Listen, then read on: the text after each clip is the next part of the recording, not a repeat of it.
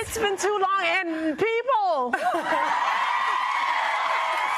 Real people. We just say your name. All we have to do is say, let me try. Mrs. Obama. I mean, I feel like your book is exactly what we needed. Goodness. At the exact time.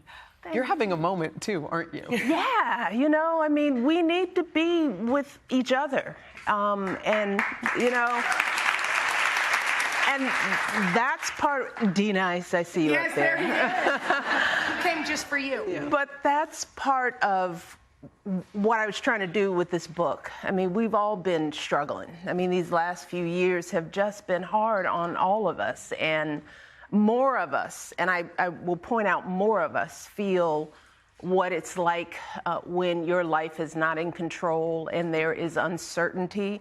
But we have to remember that there are so many people who live like that all the time. They are vulnerable because they don't know where their next meal is coming from. They don't feel like there's job security. They don't know how their kids are going to turn out. We've all felt that, right? And so many people are struggling to find their hope, to find their light in the midst of this, me included. Yeah. And people ask me all the time, how do you stay high when the world feels like it's in such a low place? Yeah. And so this book is my best attempt to help people find that light in them. Yes, and you dedicate it to your beloved parents. My mom and dad. And we know your mom. Yeah. I've gotten to meet her in real life. Yes, you have. But we don't know as much about your dad, and I was just in tears reading about him. He taught you about grit and resilience. Tell us a little bit about your dad. Well, in Becoming, I talked about my dad had MS, and the book is sprinkled with the stories of people in my life who've had an impact on me. And my parents' unique brand of wisdom is all throughout the book.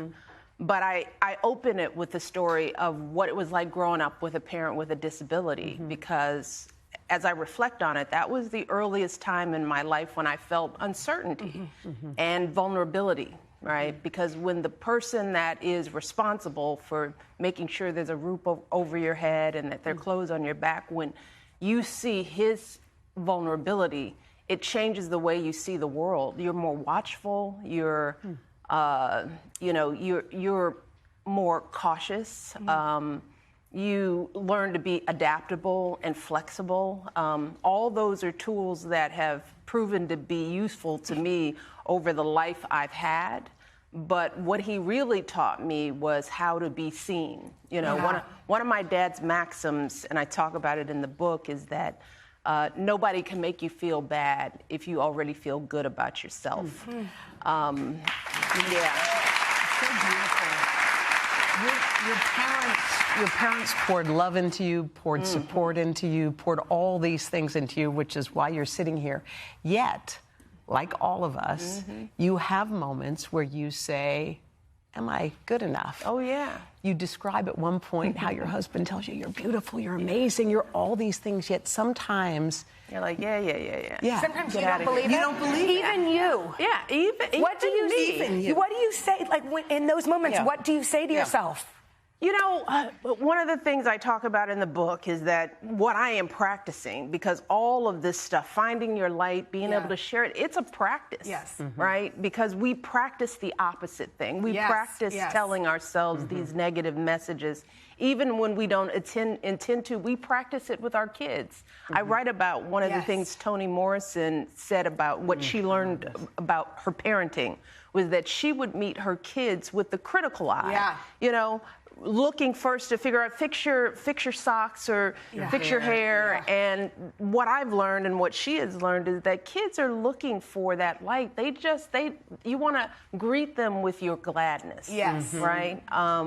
Because that's what they want most in life. And you want to do that with yourself, too. Absolutely. And you can't do that for somebody else if you're not finding it in yourself. Someone once told me that when someone criticizes you or says something that gets your back up, says something like it's happened to me before, that you should see that person as a teacher because they hit a spot in you that was so sensitive that someone just touching it made you recoil, made you get angry at them. Have you learned from those people who weren't as kind to you? What have you learned from them? Absolutely.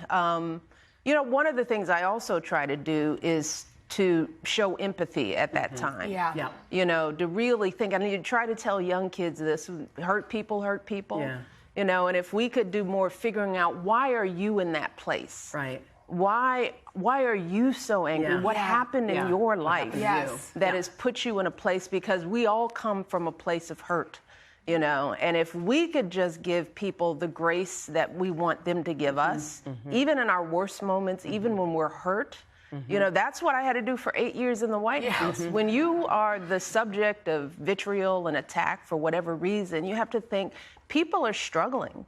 You know, their anger is not necessarily with me because they don't even know me.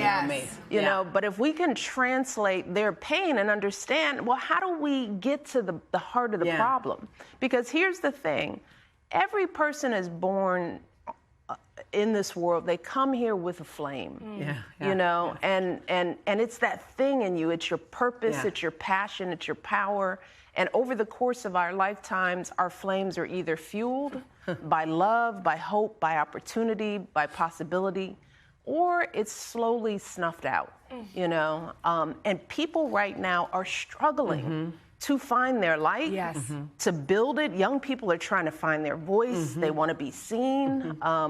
And people are trying to protect their light, you know, so that they can share it. And if we think about one another as each of us in our pain trying to do that, we can show that compassion. That is what empathy is. And I know you all know, we can use a lot more of it right now. Okay, stay right there. We got a lot more with Mrs. Obama and this beautiful book, The Light We Carry.